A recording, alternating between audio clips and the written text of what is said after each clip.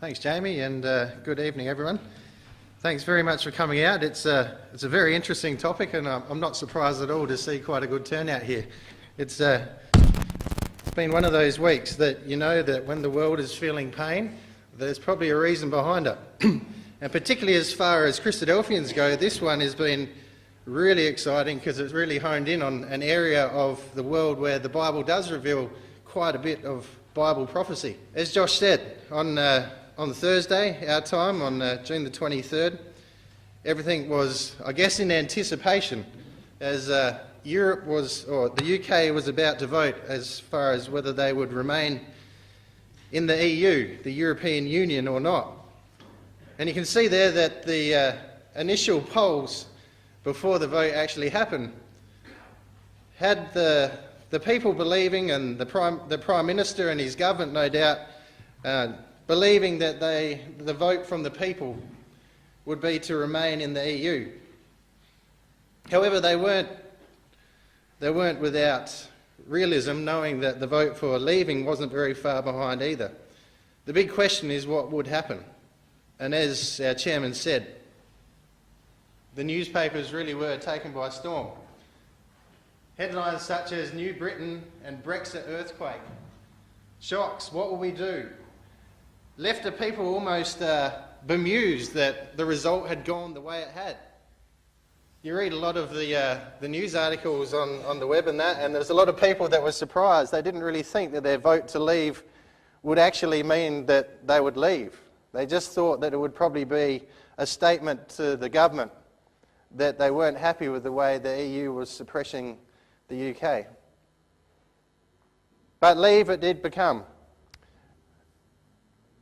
51.8% voting to leave the EU, 48.1% voting to remain. The fallout is still happening dramatically. Boris Johnson hails the glorious opportunity of Brexit as David Cameron resigns.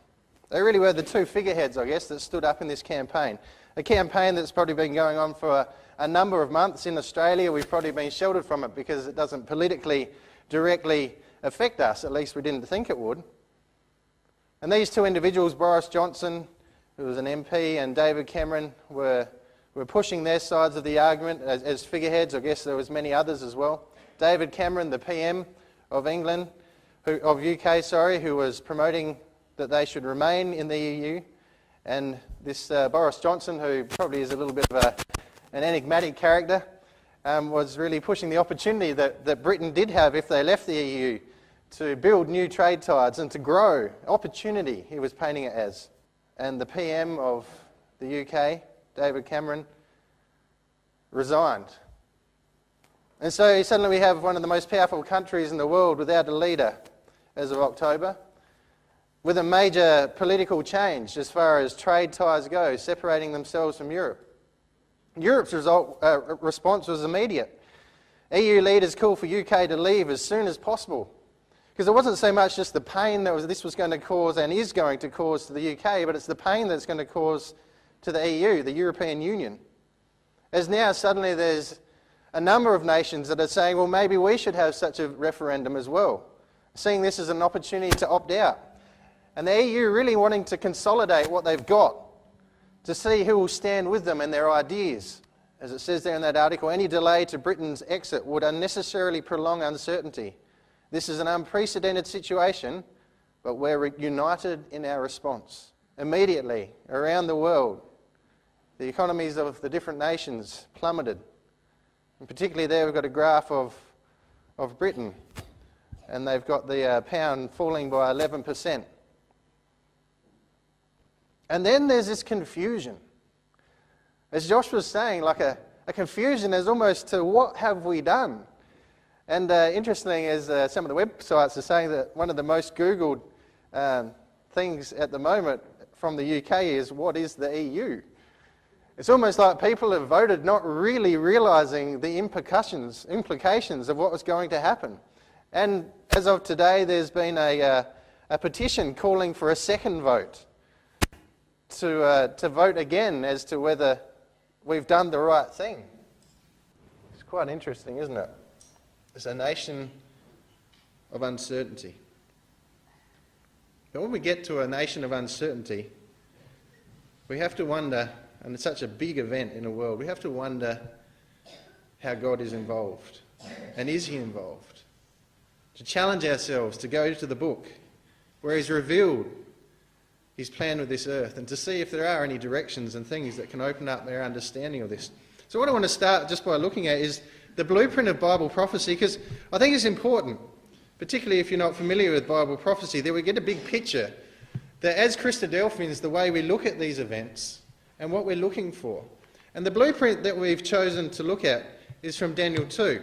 But before we look at Daniel 2, which we just had read, there's this quote here from Isaiah 46, which hones in about what we're being challenged when we talk about God and the Word of God, and whether it's prophesying things which are going to happen in the future, and if it does accurately, what that means to us. And so God says in Isaiah 46, he says, remember the former things of old. Don't forget history. Remember it. For I am a God and there is none else. I am God, there is none like me, declaring the end from the beginning. I can tell you what will happen at the end, before the beginnings even happened. From ancient times, the things that are not yet done. Go back as far as you can think. Take the books and read further. And I'll be declaring what will happen with those nations far in advance in time as to where the articles are being written. My counsel shall stand. I will do all my pleasure. There's a definitency about it, isn't there? There's a challenge. That if I can foretell the future, then there's a challenge for you to accept that God is in control. And as Christadelphians, we come with that heartfelt belief. And what we've just had here depicted to us in Daniel chapter 2 is a piece of history which has been recorded about the time of 605 BC, somewhere around that sort of period of time, by a man named Daniel, who was a Jew who was in captivity in Babylon. And the king of Babylon at the time, Nebuchadnezzar, had a dream. And it seems that this king Nebuchadnezzar was a man who had imperial ambition. There was no doubt about it when you read in the history books about Nebuchadnezzar. He expanded his empire. And as a king, he would sit back and envisage his empire growing and the strength of his empire. But on this occasion, his dream was manipulated by God.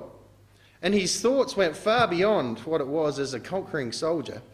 And it turned into this terrible dream in which he saw an image grow before him and then be crushed down by a stone power. And the challenge was put out to all the wise men in Babylon at the time to tell me what the dream was that I had had. I'm not going to tell you what the dream is. You come to me and tell me what the dream was. And then when I'm satisfied that you have the power to tell me that, then tell me the interpretation of that dream. And Daniel, as we just read, came before the king. He didn't claim in any way that this was his power or his ability as a soothsayer to understand, but rather in verse 28 that we've just read, that there's a God in heaven that reveals secrets, and he will make known the interpretation of this dream. So his witness was back to the God of heaven, just like us tonight. We're saying that the Bible has got this evidence within it that can show how the BREXIT is a part of God's bigger plan with this earth. And so he saw a head of gold, which Daniel defined as, you, King Nebuchadnezzar, are that head of gold. And he went on to describe a number of kingdoms, it says in verse 39, that would follow after him. And of course, this was a shock to the king, wasn't it? Because, I mean, as a king, as an imperial, ambitious individual, he didn't want to see the end of his kingdom. And yet here was a man who was coming before the superior authority of the time, prepared to tell him that his kingdom was going to pass away. His kingdom would be overcome by another kingdom, a kingdom of silver, a kingdom that was depicted by two arms, but that would end up joining back together. History shows us that it was the Medes and the Persians which combined together to overthrow the empire of Babylon. And then that empire when it can come together as the Persian Empire, itself was overcome by an empire of brass. History shows us that it was the Greek Empire, led by Alexander the Great, a vast empire. History then goes on to show that another empire of iron came and overcame the Greek Empire. And it got to the legs of that image where it divided into two. And it represents the Roman Empire, which divided into two parts, the East and the West. And tonight that's going to become interesting as we look at Bible prophecy and the events that we've seen with the BREXIT and the confusion in the EU. Legs which, as part of our body goes, are quite long. An empire which was far longer in time than any of the three empires that preceded it. An empire which continues to have influence today in world nations. How can we say that?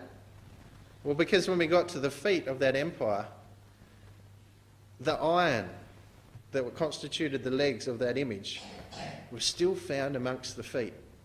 Feet that was an unusual mixture, a mixture of clay and iron. Doesn't join together, doesn't adhere.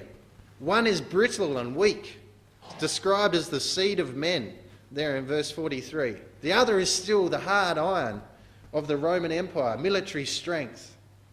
Today, we see a divided Europe. We see many nations. The Western Roman Empire was overcome by the Goths and divided into 10 different divisions. Seems to line up with the 10 toes. But that will continue in our story as we look further at Bible prophecy. The main thing that we want to get out of this image is actually the stone power at the end. Because this is the blueprint of Bible prophecy. All Bible prophecy points towards this conclusion. A stone which will come. A stone which will come and will crush the powers and the empires of men. A stone which will grow into a great mountain and fill the whole earth. If you turn over to verse 44 there of Daniel 2, that stone is defined as the God of heaven, the kingdom of the God of heaven, a kingdom which shall never be destroyed. It shall not be left to any other people or empires after it. No, it shall stand forever. And so what we've seen there in a blueprint of Bible prophecy is that the main purpose of God, the end point of all prophecies of God, is a kingdom which will fill the earth and will stand forever. And that kingdom is his kingdom. Not the kingdoms of men, but his kingdom. So when we step back and we look at Bible prophecy, I want you to see like we do, that the God of heaven literally is holding this earth in his hands with a sure purpose. A purpose that will see his kingdom fill it. His purpose fill it. People that love him inhabit it. And this is consistent. Here's a number of quotes just to show this consistency. In Acts 17 verse 29, for as much then as we are the offspring of God, we ought not to think that God is like unto gold or silver or stone. Don't think of God as an idol. Don't think of him as something that doesn't do anything. No, think of him as a living, breathing being that has a purpose with this earth. Because God's appointed a day in which he will judge this world in righteousness by that man who he hath ordained. There's a day when God will judge this earth. There's a day when that stone power will come and it will crush the kingdoms of men. There's a day when his kingdom will be set up and he's ordained a man that will rule over that. That man is defined for us there as one that he has raised from the dead. The Bible witnesses to that man being Jesus Christ. 2 Peter 3, there shall come in the last days scoffers walking after their own lusts, saying, where's the promise of his coming? Since the fathers fell asleep, all things continue as they have before the beginning of creation. Don't be fooled by that. Don't be fooled by the fact that this world scoff at the return of Christ. that they scoff at the fact that this world's systems of men might be overcome and changed. They don't doubt the fact that the Lord is not slack concerning his promise. He hasn't forgotten his purpose. Now there's a day when he will send his Son, and that day will come as a thief in the night. Isaiah 2 verse 2 to 4, an Old Testament prophecy, speaks of nations coming up to the mountain of Yahweh, to his house to worship him. It's a time of joy, it's a time of desire, where people want to come to God and to learn of him and to worship him. You see there, he will teach us of his ways, and we will walk in his paths. For out of Zion shall go forth the law and the word of Yahweh from Jerusalem. There will be a time when God's kingdom will be set up, focused on Jerusalem. And his laws and his purpose and his governing and his statutes and his moral teaching will come out of that place, and it will change the world. And the words of Jesus Christ himself: of the day and hour knoweth no man, no, not the angels of heaven, but my Father only. But as the days of Noah were, so also shall the coming of the Son of Man be. There will be a day. He will come. It'll be days that are like the days of Noah, where they were eating, drinking, marrying, giving in marriage, enjoying life, and overtaken by life. Watch therefore, for you know not the hour when your Lord doth come. There's a warning, isn't there? Don't get taken away by this world thinking that it's permanent. No, there's a definite day coming when the stone power will come and God will set up his kingdom that will fill the earth. So that's the blueprint of Bible prophecy. As Christadelphians, when we look at Bible prophecy, that's the end point. That's the vision that we can see in the end. And everything fits within that blueprint. So then now we come to the BREXIT and the EU. I said to a friend of mine, when the BREXIT happened, everyone got interested as to what would happen in the UK, and I said, well, as Christadelphians, we probably look straight at Europe. Because there's so much more in Bible prophecy about the nations in Europe as far as the end times than Britain per se. But there are a number of instances and mentions of Britain, but it's how Britain then ties in with Europe that becomes interesting as far as Bible prophecy. Well, the history of BREXIT. The European Union is really something that was sprouted out of World War II. After World War II, as you can imagine, there was a lot of extreme nationalism between the countries of Europe, and the idea was to try and or to institute an antidote to that nationalism, to try and make nations work together. And in 1952 they created what was called the European Coal and Steel Community. It was declared as the first step in the Federation of Europe, to make nations work together with their economies, to actually talk with each other over the table, to try and break down the frostiness of two world wars. And that continued on. In 1957 it became the Common Market, the Economic Community. It was finally called in 1993 the European Union, as we know it today. But the significant point there is in 1973 that Britain joined the Economic Community. It began there in Europe, where the world wars had been fought. In 1973, Britain itself joined the Economic Community. It was actually a time which Christadelphians were quite taken aback with in many ways, because in our understanding of Bible prophecy, we always saw that and thought that Britain would remain separate from Europe. But it was a challenge to us in our faith.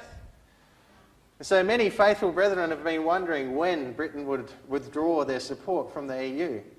And so the vote on Thursday was remarkable for many of the older generation that were around when Britain actually went into the EU, to see it actually pull out just as we believed it would happen. You can see there that the popularity of the EU has grown over the years. So now there's 28 different nations, member states in the EU. They all work together for the purpose of what the EU stands for. What is the purpose? Well, here's 5 points that really show the purpose of the European Union. You see up in the top corner there, there's like it sort of stops halfway, it didn't quite render, but there's a building of the wall around the zone of the EU, those 28 different nations. Those 28 different nations are working together to promote economic and social progress, to speak for the European Union on the international scene, make itself bigger as far as dealing with other nations. The EU's work to introduce European citizenship so that as nations there's this freedom between each other to work together.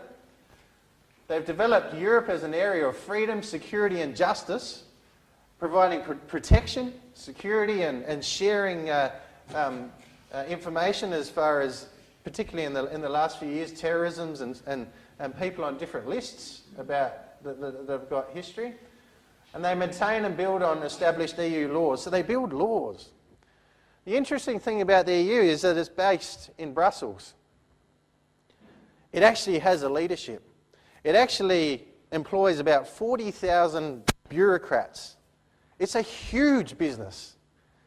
And it runs to keep that wall and to build that wall around the EU nations to help them economically. And it works. You can see here, as far as populations in millions, that the EU is, while it's a big population, it's a lot less than China, it's a lot less than India. When it comes to surface area, you can see that it hasn't got huge amounts of area that it can use to grow and to produce things for trade. But when it binds together as a trading partner of 28 different nations, it can bring in a GDP, or a gross domestic product, that's the biggest in the world. And that was its ideal, that they could work together as nations to become a force together to economically succeed. But that, of course, has its costs.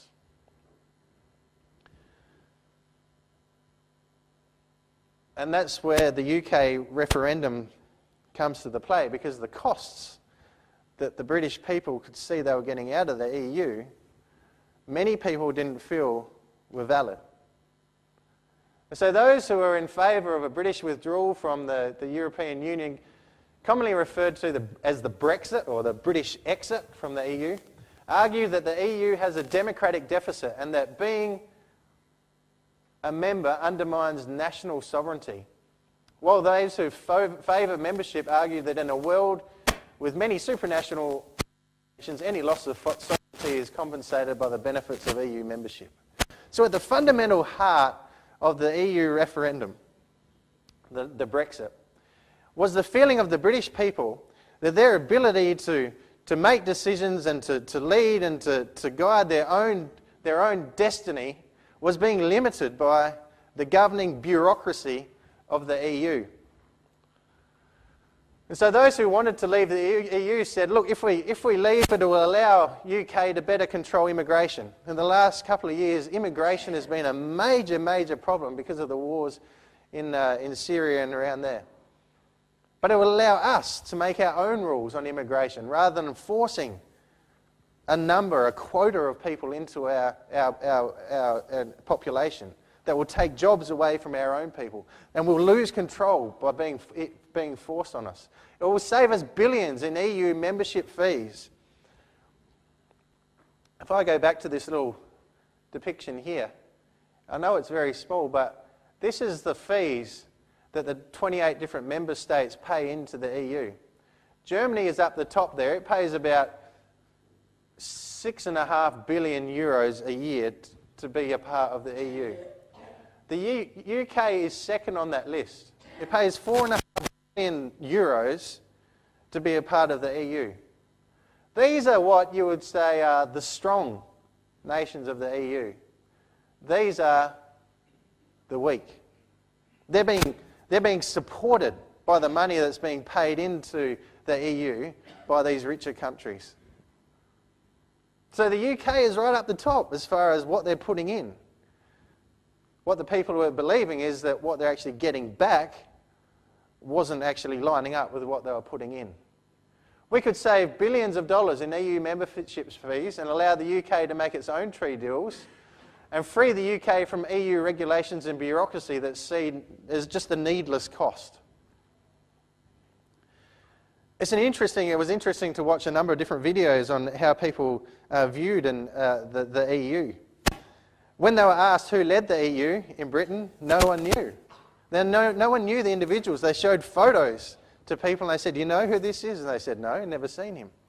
So they thought, all right, we'll try this test to be fair. We'll leave Britain and we'll go to Brussels. We'll go to the headquarters of the EU and we'll show exactly the same pictures to the people in the street. "Do you know who this man is?" "No, never seen him." "Do you know who this woman is?" "No, never seen her." Well, they're actually the heads of the EU who are actually making the laws who determine how you live. They determine the products that you buy. They determine the people that you can trade with. They determine your whole economic wealth as a country. And you don't even know who they are. And more than that, you don't even have a vote or a say to be able to depose them in any way. And the Brits felt that they had lost control of their own sovereignty, their own destiny. Those who remained, those said, look, if we leave, we're going to risk the UK's prosperity, we'll diminish our influence over the world affairs, we'll jeopardise national security, will result in trade barriers between the UK and the EU, and it will lead to job losses. That's why we don't want to leave.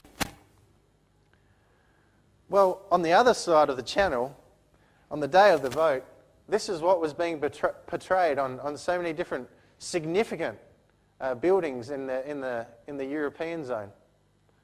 Support for Britain. The EU didn't want the UK to leave either. They desperately know how much she puts into their economy. They know the figurehead that she is. But it didn't happen that way, did it? There was a mixture of different headaches, of different headings, should I say. I think that one probably, though I wouldn't use the words, describes it perfectly as to how the UK people feel now. What happens now? Where do we go? It's fine to have this ambition of going forward and taking hold of the direction of our nation ourselves, but how are we going to do it? It's been 44 years that we've been a part of this group of nations. That's longer than I've been alive. I haven't known anything different other than Britain tied into the EU economy. So let's have a look then at the Bible's prophetic expectations for Europe. Turn with me to Daniel chapter 7.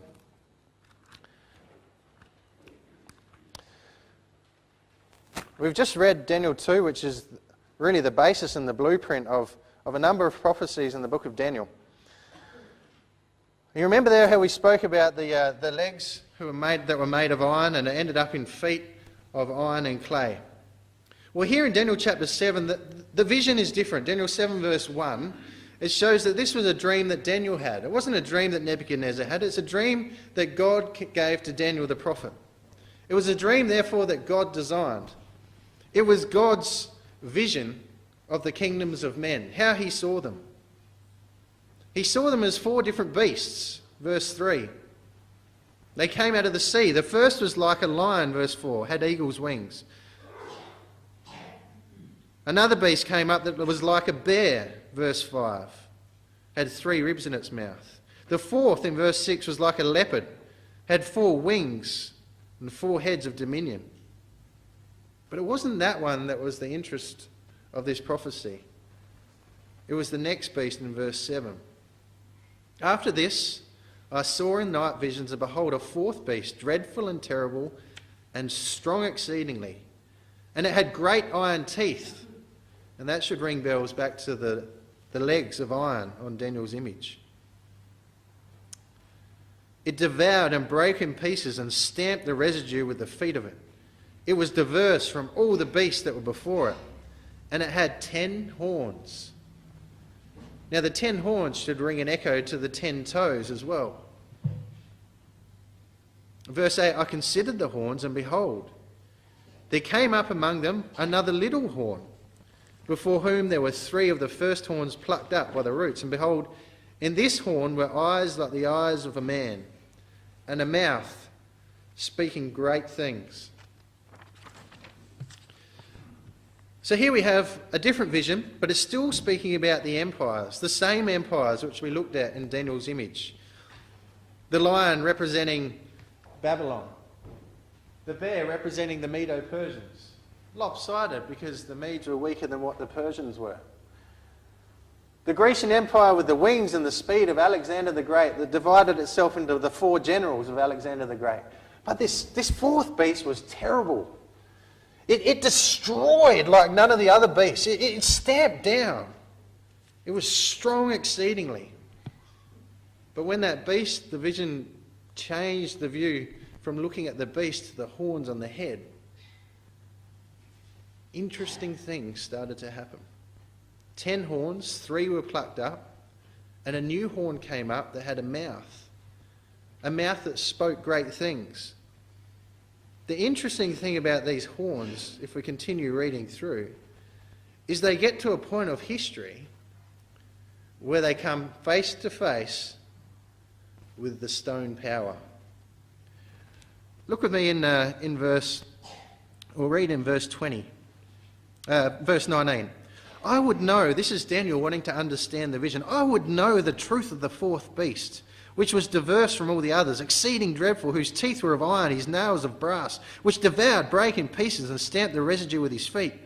And I want to know of the 10 horns that were in his head, and of the other which came up, and before whom 3 fell, even of that horn that had eyes and a mouth, and spake very great things, whose look was more stout than his fellow. I beheld, and the same horn made war with the saints, and prevailed against them, until the Ancient of Days came, and judgment was given to the saints of the Most High, and the time came that the saints should possess the kingdom.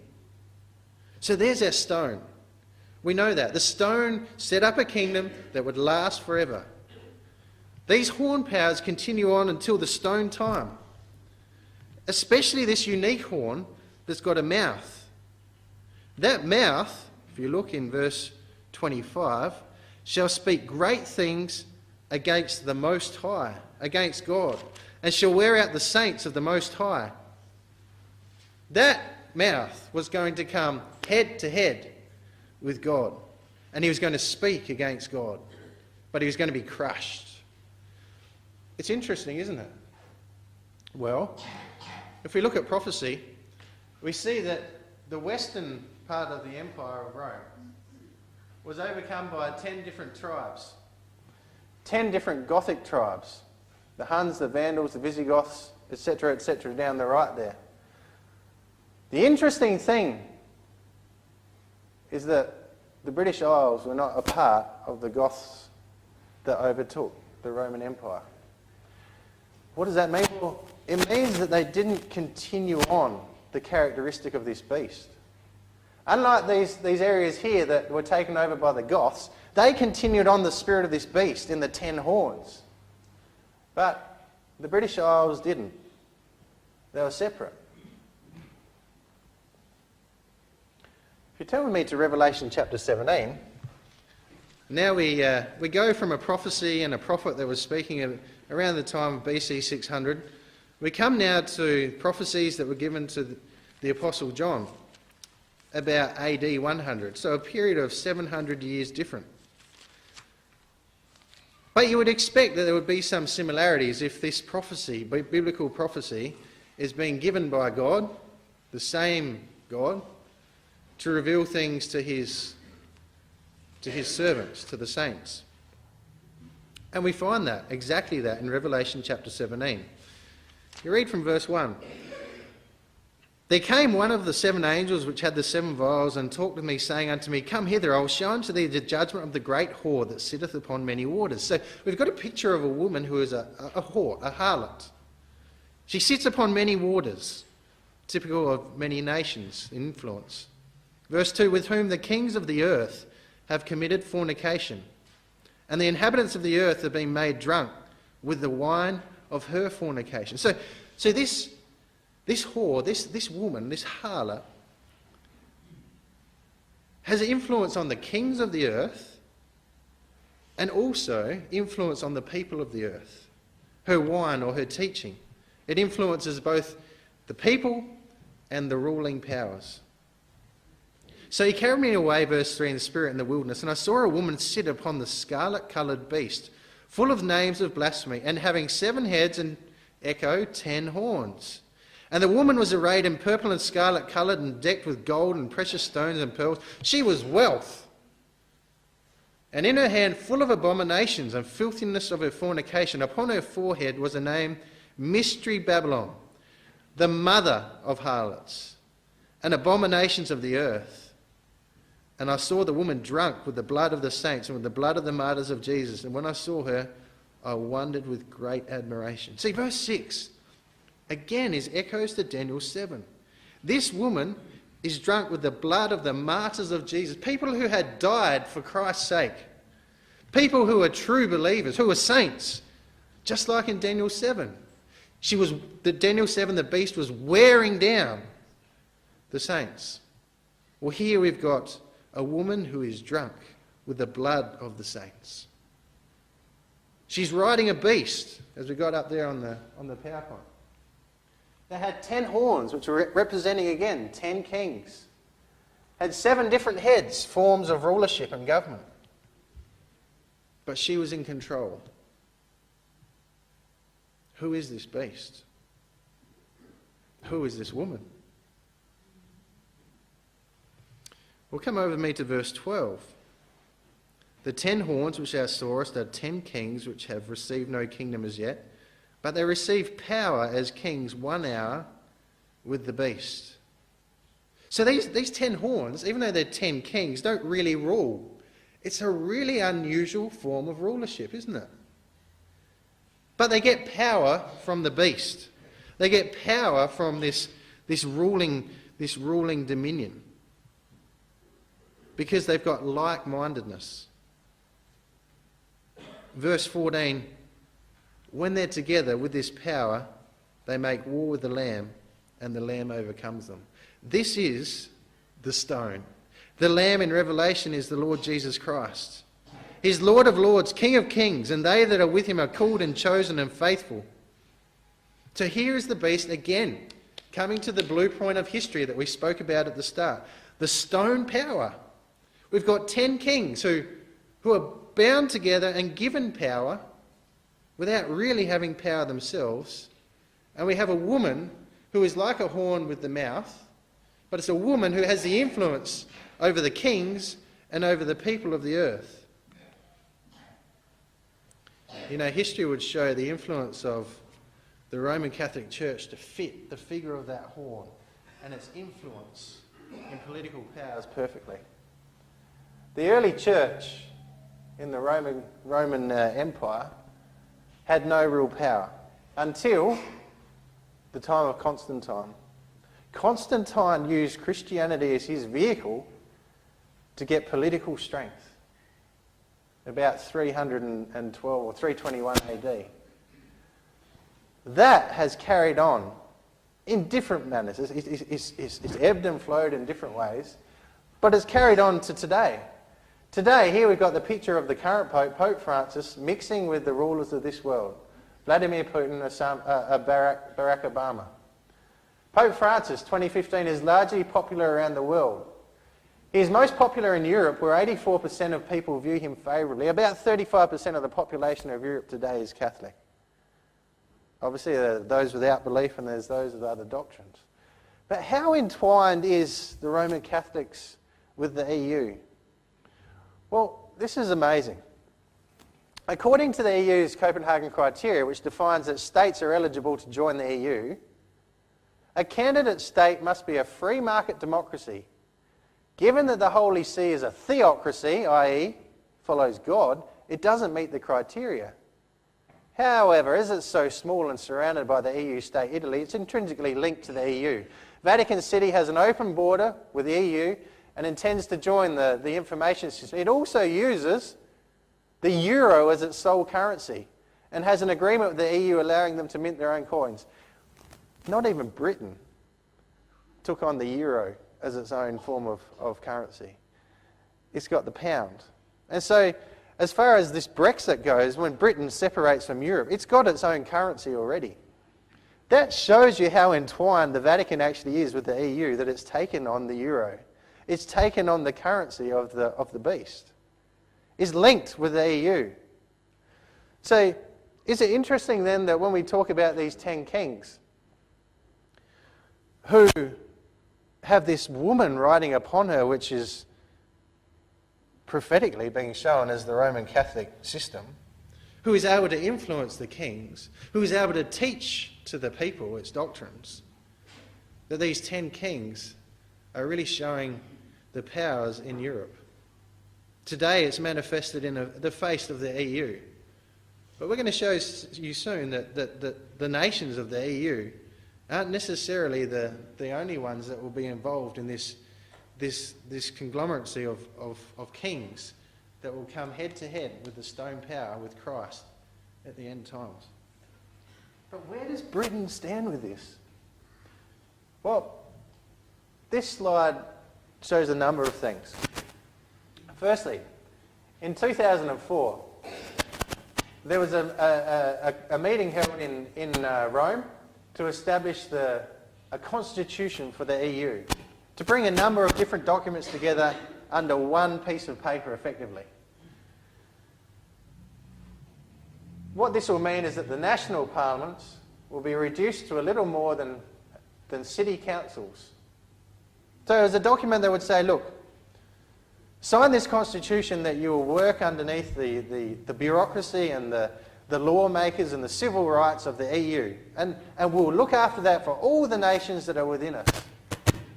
But what that would do is take all of that work away from the individual nations. So suddenly, rather than Britain and the UK having their own set of laws to look after various things, now they would be bound together with the whole EU.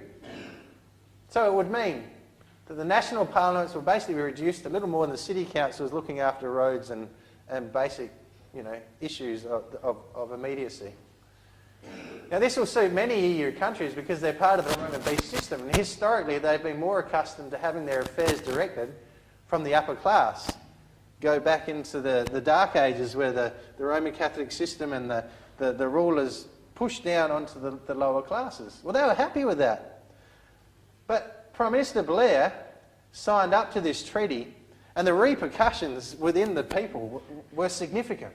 They felt that Blair had surrendered Britain to Europe, that they had literally given over the independency of Britain, or the UK, to the beast, to Europe. Let's just have a look at something here. I want to develop a little bit more on this patriotism of Britain. Why is there this patriotism or this separation from Europe within UK culture? Well, here's a classic song. I'm going to play it shortly. Hopefully it will work.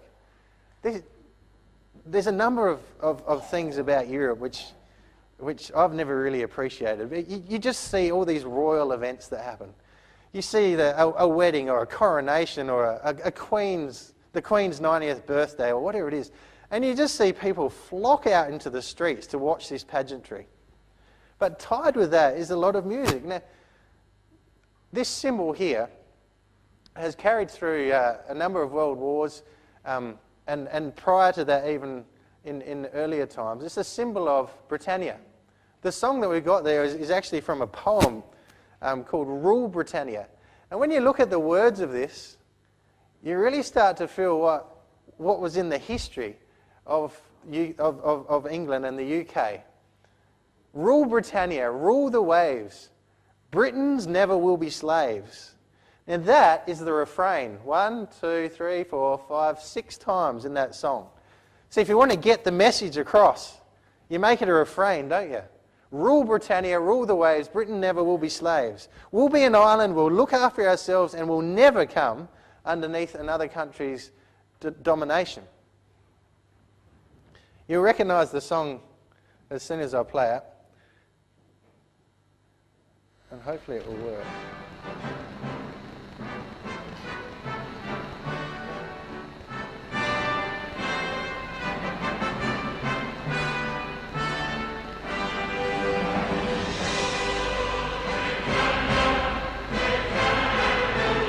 Look at that picture there. There it is, Hyde Park in London. City Hall in Belfast. You can't really see it, I'm sorry, but all you can see is that there's crowds of people there, isn't there? Glasgow, Green, Scotland. This is the proms, the last night of the proms. Classic repertoire of songs that are always played. One of them is Rule Britannia. That was broadcasted across the different parts of the United Kingdom. And there they are in their masses out in the parks singing along to this song. I've never seen anything like that in Australia. I mean, this is patriotism. This is the heart of the kingdom. And they're all singing this song, Rule Britannia. We will never be slaves. To thee belongs the rural reign. Thy cities shall commerce shine. All thine shall be subject reign, and every children encircle thine. Well, this has its hearts in an empire that went out and explored the world. Its hearts in an empire that has got far more influence than just over its own isles. It's got its hearts in an empire that believes that it is the head of something far greater. Well, an interesting thing about this Brexit vote is that when you look at the age demographics of who voted to remain and who voted to leave, the younger ones, underneath 50, and as you go younger, even stronger, voted that they wanted to remain. They wanted to remain with the EU. They've known no different. But they can see the benefits of travel. They can see the excitement of having jobs on the mainland, all these sorts of things. But it's the older people where the vote swung. They wanted to leave. They're the ones that have this nationalistic pride and spirit that they believe that Britain should be standing alone, making its own rules, and being its own individual, being its own ruler, being its own empire. They're the ones that really have swung this decision. Well, if you go a little bit of history and you look at the battle for Britain, and you say battle for Britain, this is in a write-up in The Sun, which is a newspaper over there, about the same time, 2004, when Tony Blair signed that treaty. It spoke about a number of different events where Europe had tried to pull back the UK. And in this little article it says, look, they always want us to come back. Ever since we've separated, they've wanted us to come back. What was the separation? Well, ever since the Bible was translated into English, exposing the fraudulent Church of Rome, and thus launching the Reformation in England, 1529 AD, has been a consistent and unremitting attempt to turn back the clock, to return the country to papal domination. So at the heart of wanting to bring England back to the EU was the fact that, well, England stood apart from the Roman Catholic Church and exposed it for the Dark Ages and the persecution that was bringing upon the poor. It stepped away from that. Our King James Bible is a result of that Reformation. But ever since then, Europe has wanted to bring it back. The Roman Catholics have wanted to bring it back under its domination. So there's a number of incidences which probably the older ones here are more familiar with than me, but the Spanish Armada, where the Spanish sent a whole fleet over towards the UK to gain to capture it, basically, to take it over and to destroy its powers, to take it as its own. The Napoleonic Wars, where the Holy Roman Empire was overcome, but British stood firm and Napoleon couldn't get into Britain. 1823, the Gunpowder Plot, which most of us would probably know Guy Fawkes Day, but in 1823, King James, who authorised or helped with the Bible to be translated into English, the plot was to blow him sky high and all the Houses of Parliament in the UK, in England, and to put in his place a Catholic queen. They believed they could set up his daughter who had the association towards the Catholic, to put her up so they could get the domination over Europe. And then, of course, in the two world wars, there's a number of books written where it shows that the papacy's allegiance towards Germany in that. But they were able to fight off. They were able to stand independent to that. Even though the push from the Roman Catholic was to bring that country back into their fold, they were able to stand separate. So what's happened? Well, in 1909, there's this picture here. The Tories saw that the menace really to society was this doctrine of socialism, this doctrine of oneness, this doctrine of incorporation. And here we get to the woman on the beast who's able to influence the people and the kings. We're speaking about here in Revelation 17. This doctrine of socialism and of inclusion. But this is how the Tories or the leaders in UK at the time saw it, they saw it as throttling their country, as choking. And that picture there is Britannia again, choking Britannia, choking that symbol of their independence and of their power. Here we've got another little image here of the papal octopus. Tyranny, hindrance, corruption, superstition, evil, tentacles which just can spread out and work amongst the ruling parties to bring its own means back. So the cartoonists, the newspapers, the ruling powers, they can all see where this doctrine is going. Well, the young people of the UK have drunk it. And that's what that vote was saying when you see that so many of the younger generation wanted to stay with the EU. They felt the power of oneness. While Catholics is now 38% in the EU, Catholicism has been spread worldwide now. And the numbers of Catholics amongst the whole world nations has increased. That's the spreading of her doctrine. That's the spreading of her teachings. Well, the Age says, according about this Brexit, that Europe's new nationalism is here to stay. And it's an interesting comment because it's not just the nationalism of the UK here that we're talking about, but it's nationalism now within the EU itself that's being questioned. And that's why the EU leaders want to be so quick to pounce on the fact that Britain, you're out, and let's consolidate who stays in. Because individual nationalism can't work within the boundaries of the EU. But how bizarre that the very thing that was set up to squash this nationalism, through its overarching bureaucracy, has actually caused nationalism to swell back up.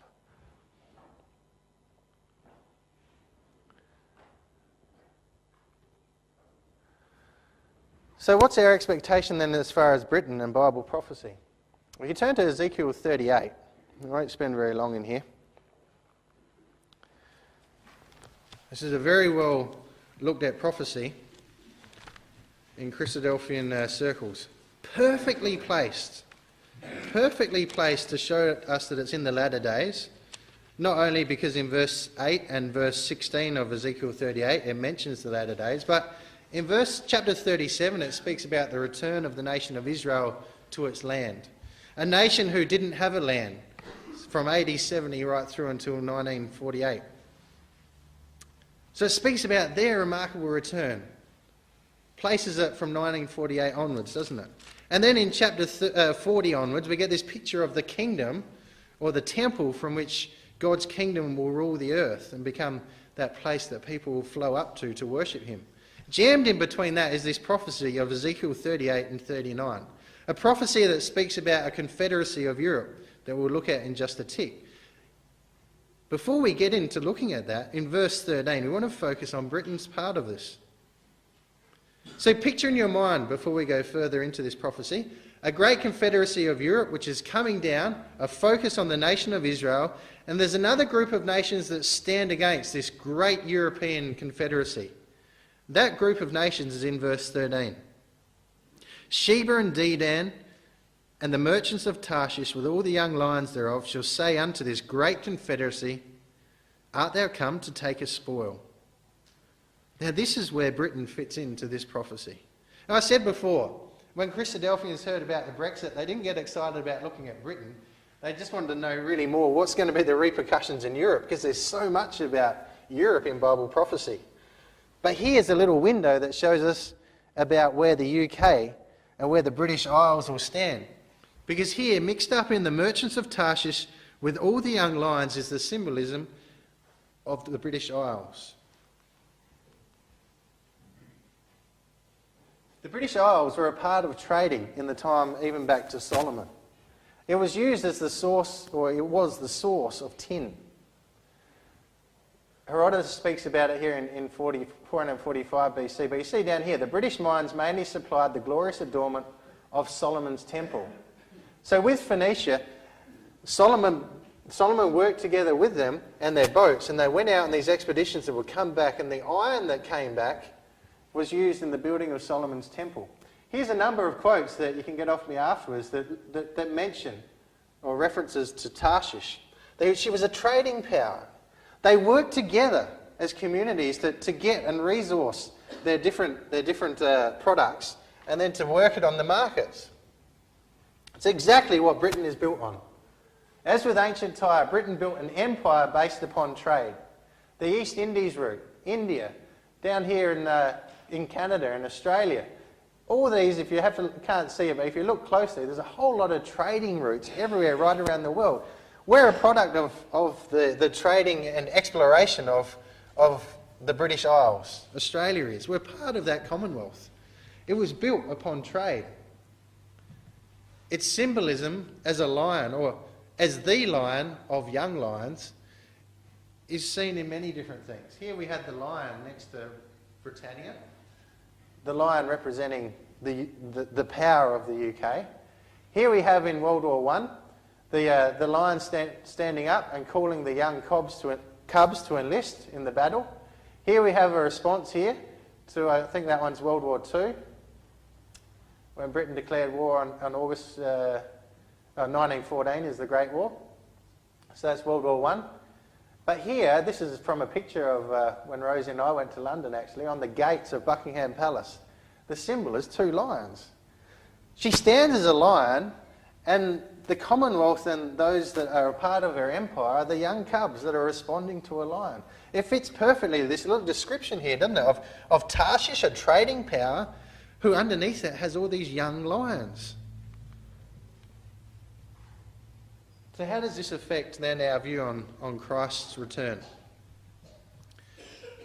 Well, in the early verses here of Ezekiel chapter 38, we get mention of a number of nations who are going to form an allegiance. So here we've got Gog, Magog. Sorry, I'll read this first one. The word of Yahweh come unto me, saying, Son of man, set thy face toward Gog, of the land of Magog, the prince of Rosh, Meshech, and Tubal. So this prophecy is towards an individual called Gog. He's of a land of Magog, Rosh, Meshech, and Tubal. He's a head of a land. Part of his land and power and influence is Persia, Cush and Put, Gomer and Togarmah. And they're all coming together as a great company with bucklers and shields and handling swords. It's a military allegiance. It's a confederacy of an army. And Gog, who is the head, is going to be the guard or the ruler or the protector over them. Who is it? What does it represent?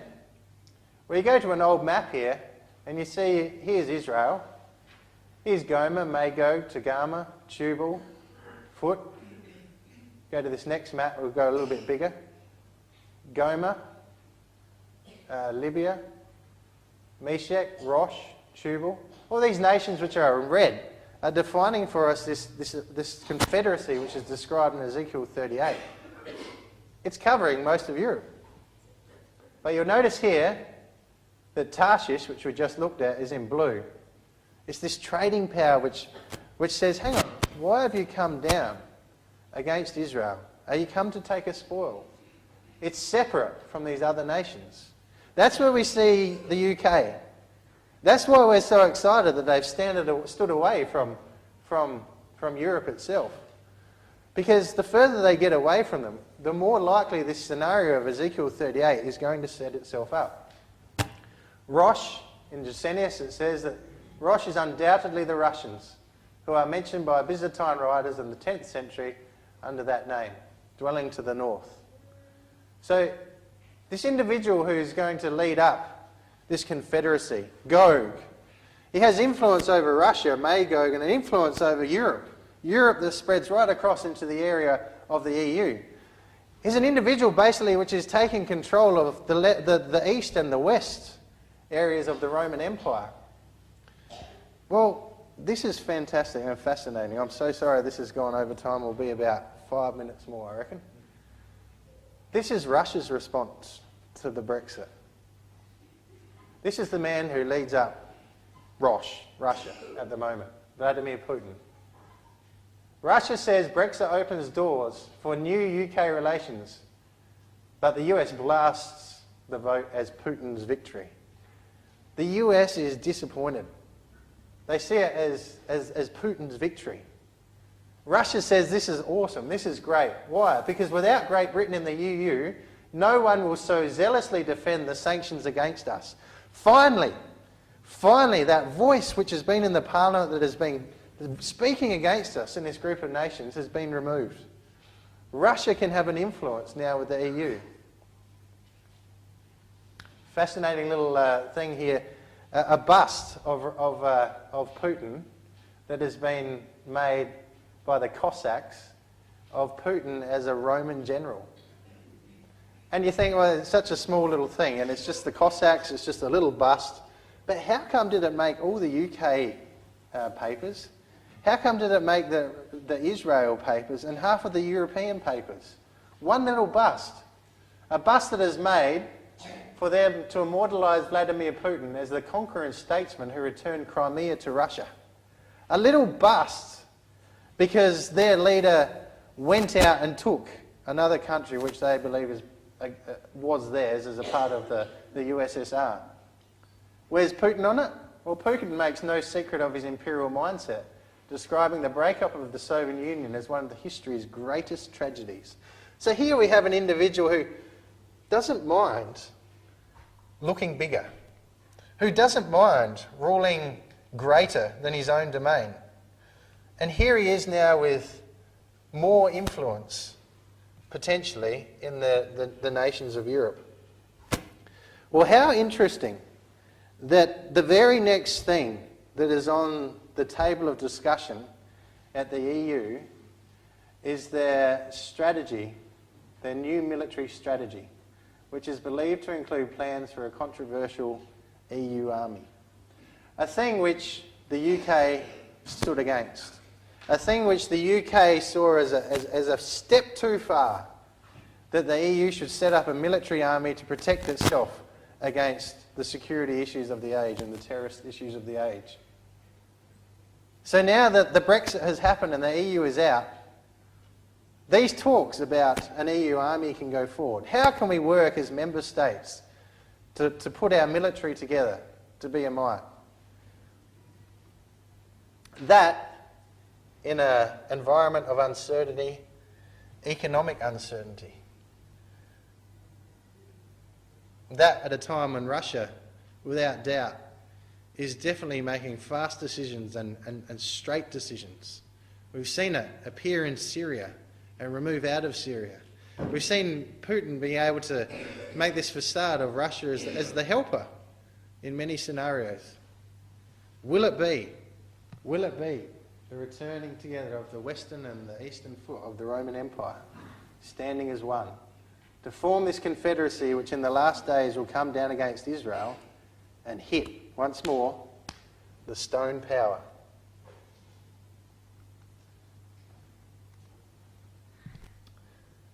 So tonight we've looked at a lot, 3 different things. We've looked at the blueprint of Bible prophecy, this stone power. We've got to be in the last days.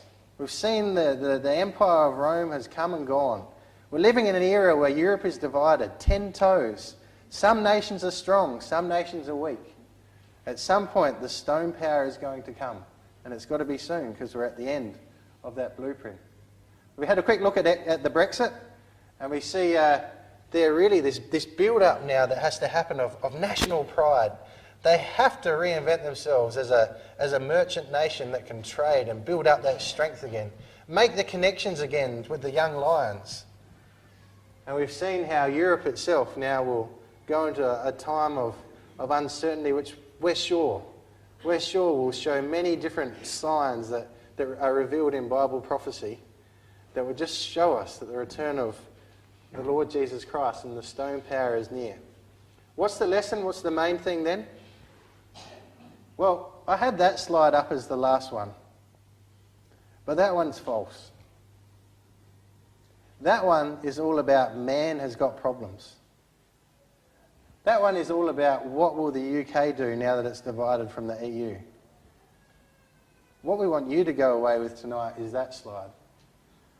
The fact that this earth and its future is in God's hands, with his purpose, with that stone power coming to set up his kingdom. And that this book that we've looked at has got has got points of identity that we can look at as far as prophecy and see how it's fitting with the current events.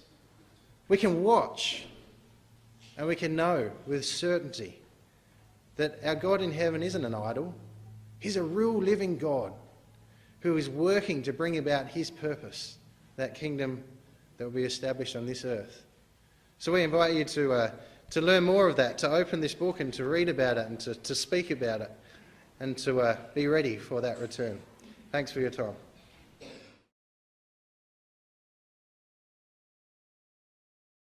BibleTruthAndProphecy.com is a worldwide collaboration by Christadelphians to help promote the understanding of God's Word to those who are seeking the truth about the human condition and God's plan and purpose with this earth and with mankind upon it. Bible Truth and Prophecy is part of a wider set of online resources provided by Christadelphianvideo.org for establishing just how far removed the true Christian teaching of the first century apostles is from that taught by mainstream Christendom today. BibleTruthAndProphecy.com is very much a standalone website, but benefits from our vast network of sites and resources and social media. Here are just a few of the things that BibleTruthAndProphecy.com offers. We have a good number of written articles supplied to us from brothers from all over the globe. These deal with first principle issues, creation versus evolution, the inspiration of the Bible, and so much more. We have a whole section of video study series. These are studies that have been posted onto our YouTube channel, but because of the difficulty of the search feature within YouTube, we have chosen to host on Bible Truth and Prophecy. So now every video you search for within the site, you can be guaranteed that it will be of a Christadelphian nature. We also have a preaching video section where any ecclesia is invited to download and use or embed these videos within their own ecclesial websites. We also have an exhortation service where we produce 2 or 3 exhortations per week, which we then circulate to brethren and sisters in isolation. We also have an ever-growing list of approved Christadelphian sites. We also have a page of live news feeds, so you can keep up to date with all the breaking news as it happens. We also have a section for the daily readings. Each day at around midnight we publish all 3 of the daily readings, and then later on in the day we publish thought for the days, often based on all 3 portions of the daily readings. Within each daily reading post there is also a link to enable you to have the Bible chapter read to you directly. We also feature Bible in the News videos which we have produced from the Bible in the News website. We also feature Brother Don Pierce's milestone snippets, which come out approximately 3 times a week. We also feature Andy Walton's weekly World Watch and other commentaries and analysis from other brethren on world news events. You can also subscribe to the blog and be notified of posts as they happen in real time, and also subscribe to the weekly newsletter which is provided by Christadelphianvideo.org. Every page and post on the site has the facility to be able to leave a comment or make an observation, so please take advantage of this and let us know what you think of the site.